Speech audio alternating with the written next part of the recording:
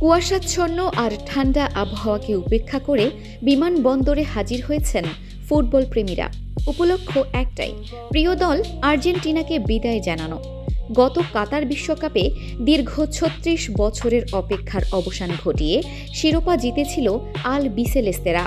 তাই এবারও দলের কাছে সমর্থকদের প্রত্যাশার পারদ আকাশচুম্বী। সম্প্রতি বিশ্বকাপ স্কোয়াড ঘোষণা করেছেন Argentina coach Lionel Scaloni.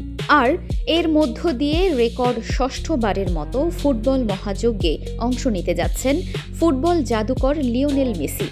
Injury নিয়ে নানা গুঞ্জন থাকলেও বর্তমান বিশ্ব চ্যাম্পিয়ন দলের প্রধান কাণ্ডারি এই ৩৮ বছর বয়সী তারকা। মাঠের লড়াইয়ে তার জাদুকরী পারফরম্যান্স দেখতে অধীর আগ্রহে অপেক্ষা করছে কোটি ভক্ত।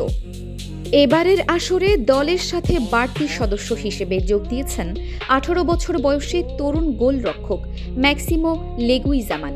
বিশ্বকাপ দলে তার অন্তর্ভুক্তি নিশ্চিতভাবেই তরুণ এই ফুটবলারের জন্য বড় এক অভিজ্ঞতা।